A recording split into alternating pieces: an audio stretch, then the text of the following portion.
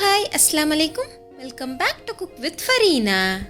இன்றைக்கி நம்ம பார்க்க போகிற ரெசிபி என்னோட ரொம்ப ஃபேவரட்டான சிக்கன் சேமியா பிரியாணி. இதை அடிக்கடி எங்கள் வீட்டில் பிரேக்ஃபாஸ்ட்க்கோ டின்னருக்கோ செஞ்சுடுவாங்க. இப்போ வாங்க இதை எப்படி செய்கிறதுன்னு பார்க்கலாம். நான் 2 கப் சேமியா எடுத்துருக்கிறேன். இதை ஒரு கடாயில் மீடியம் ஃப்ளேமில் ட்ரை ரோஸ்ட் பண்ணி எடுத்துக்கலாம்.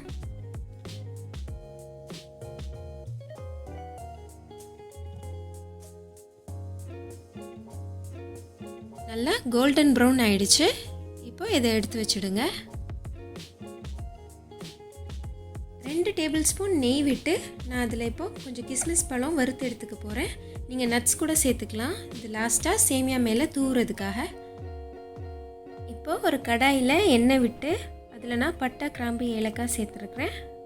இதோட 2 மீடியம் சைஸ் ஆனியனும் ஒரு க்ரீன் சில்லியும் கட் பண்ணி போட்டிருக்கேன். இப்போ இதை வதக்கிக்கலாம்.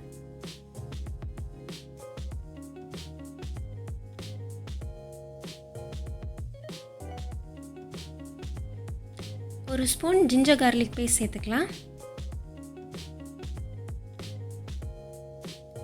இதோட ஒரு தக்காளியை கட் பண்ணி போட்டிருக்கேன்.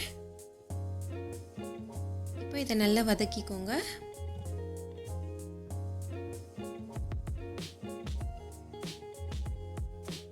இதோட தேவையான அளவு உப்பு சேர்த்துக்கலாம்.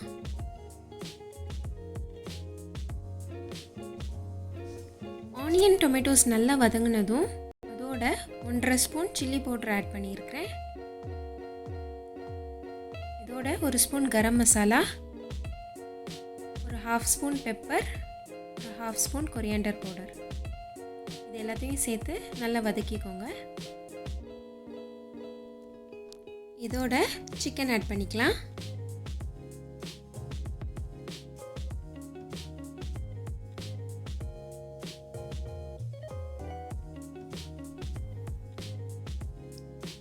இதோட 2 ஸ்பூன் தயிர் ஆட் பண்ணிக்கலாம்.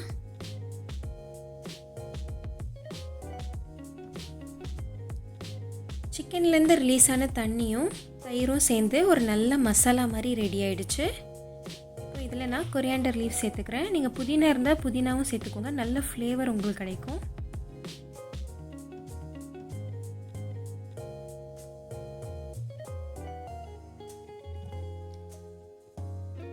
இதோட கொஞ்சம் ஃப்ரெஷ்ஷான பச்சை பட்டாணி சேர்த்துக்கலாம். இது ஆப்ஷனல் தான். இது வேண்டான்னா நீங்கள் இதை ஸ்கிப் பண்ணிக்கலாம். 1 கப் சேமியாவுக்கு 1.5 கப் அளவு தண்ணி எடுத்துக்கணும். நான் 2 கப் சேமியா எடுத்துருக்கிறனால இப்போ 3 கப் தண்ணி இதில் சேர்க்க போகிறேன்.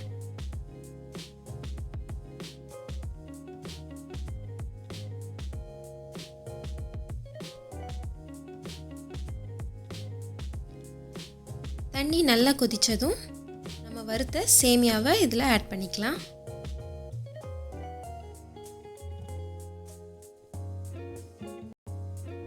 ஃபைவ் மினிட்ஸ் க்ளோஸ் பண்ணி குக் பண்ணிக்கலாம். தண்ணி நல்லா வற்றி ஆல்மோஸ்ட் குக் ஆகிடுச்சு. இப்போ இந்த ஸ்டேஜில் ஒரு 2 ஸ்பூன் நெய் விட்டு ஃப்ளேம் ஆஃப் பண்ணிக்கலாம். சேமியா மேலே நெய்யில் வறுத்த கிஸ்மிஸும் கொஞ்சம் கொரியாண்டர் லீவ்ஸும் மேலே தூவிக்கலாம்.